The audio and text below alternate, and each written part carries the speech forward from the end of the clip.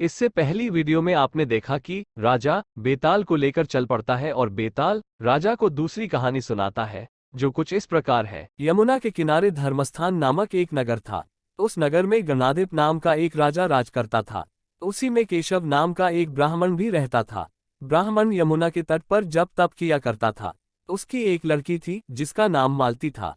वह बड़ी रूपवती थी। जब वह ब्याह के योग्य हुई तो उसके माता पिता और भाई को चिंता हुई।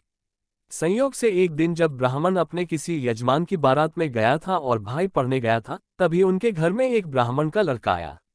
लड़की की मां ने उसके रूप और गुणों को देखकर उससे कहा कि मैं तुमसे अपनी लड़की का ब्याह करूंगी। होनहारी की बात है कि उधर ब्राह्मण पिता को भी एक दूसरा लड़का मिल गया और उसने उस लड़के को भी यही वचन दे दिया। उधर ब्राह्मण का लड़का जहां पढ़ने गया था वहां वह एक लड़के से यही वादा कराया। कुछ समय बाद बाप बेटे घर में इकट्ठे हुए तो देखते क्या है कि वहां एक तीसरा लड़का और मौजूद है। दो उनके साथ आए थे। अब क्या हो? ब्राह्मण, उसका लड़का और ब्राह्मणी बड़े सोच में पड़े।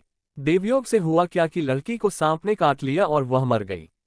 उसके बाप भाई और तीनों लड़कों ने बड़ी भाग दौड़ की, जहर झाड़ने वालों को बुलाया, पर कोई नतीजा नहीं निकला। सब अपनी अपनी कोशिशें करके चले गए। दुखी होकर वे उस लड़की को शमशान में ले गए और क्रियाकर्म कर आए। तीनों लड़कों में से एक ने तो उसकी हड्डियां चुन ली और फकीर बनकर जंगल में चला गया। दूसरे ने राख की गठरी बांधी और वहीं झोपड़ी डालकर रहने लगा। तीसरा योगी होकर देश देश घूमने लगा। एक दिन की बात है कि वह तीसरा लड़का घूमते घामते किसी नगर में जा पहुंचा और एक ब्राह्मणी के घर भोजन करने बैठा।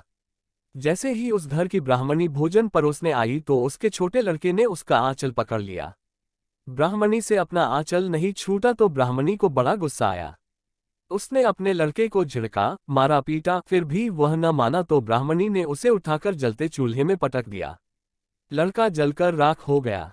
ब्राह्मण बिना भोजन किए ही उठ खड़ा हुआ। घरवालों ने बहुत कहा पर वह भोजन करने के लिए राजी नहीं हुआ। उसने कहा, जिस घर में ऐसी राक्षसी हो उसमें मैं भोजन नहीं कर सकता। इतना सुनकर वह आदमी भीतर गया और संजीवनी विद्या की पोथी लाकर एक मंत्र पढ़ा। जलकर राख हो चुका लड़का फिर से जीवित हो गया। ये देखकर ब्राह्मण सोचने लगा कि अगर यह पोथी मेरे हाथ पड़ जाए तो मैं भी उस लड़की को फिर से जिवा सकता हूँ। इसके बाद उसने भोजन किया और वहीं ठहर गया। जब रात को सब खा पीकर सो गए तो वह ब्राह्मण चुपचाप वह पोथी लेकर चल दिया। जिस स्थान पर उस लड़की को जलाया गया था वहां जाकर उसने देखा कि दूसरे लड़के वहां बैठे बातें कर रहे हैं। इस ब्राह्मण के कहने पर कि उसे संजीवनी विद्या की पोथी मिल गई है और वह मंत्र पढ़कर लड़की को जिवा सकता है, उन दोनों ने हड्डियां और राख निकाली। ब्राह्मण ने जैसे ही मंत्र पढ़ा वह लड़की जी उठी। अब तीनों उसके पीछे आपस में झगड़ने लगे। इतना कहकर बेताल बोला, राजा बताओ कि वह लड़की किसकी स्त्री होनी चाहिए। राजा ने जवाब दिया, जो वहां कुटिया बनाकर रहा उसकी। बेताल ने पूछा, क्यों? राजा बोला, जिसने हड्डियां रखी वह तो उसके बेटे के बराबर हुआ। जिसने विद्या सीखकर जीवन दान दिया वह बाप के बराबर हुआ। जो राख लेकर रमा रहा वही उसका हकदार है। राजा का ये जवाब सुनकर बेताल फिर पेड़ पर जा लटका। राजा को फिर लौटना पड़ा और जब वह उसे लेकर चला तो बेताल ने तीसरी कहानी सुनाई।